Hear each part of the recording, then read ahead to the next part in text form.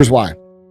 There's three initiatives that are put down through the World Economic Forum. One is called CEI, one is called ESG, and one is called DEI. These initiatives are put down as social initiatives from the World Economic Forum, the most powerful people on the planet, through the banks to the big corporations. These corporations, unlike my business, actually depend on that financing 100%. So if they don't do the things that these three initiatives, the CEI, the ESG, and the DEI say, they actually lose their funding. So they can't operate their business. So you say, well, aren't these people smart enough to understand why they're destroying their business? They can't not do it. Because if they don't do it, they won't get their funding. So they can't operate. So they have no choice but to do it. And then they drive their business into the dirt. And here's why that's happening. Because the people who run these companies, the officers of the companies, are not the founders of the companies. These are people that are many generations removed and many degrees of caring about the actual brand removed. All right.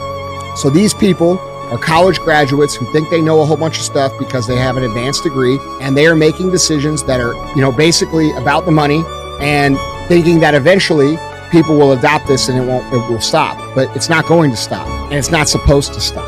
This is what people are failing to realize. What's happening is we are dealing with a communist insurgency that is undermining the values and the identity of the American public.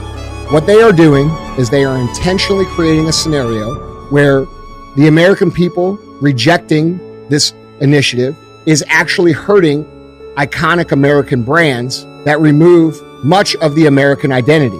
So when you name these companies off, all of these companies represent America when you think of them traditionally. So now they're removing part of the identity, which is part of the communist process called demoralization. If there's less identity in America, there's less to fight for, which makes it easier to conquer. All right.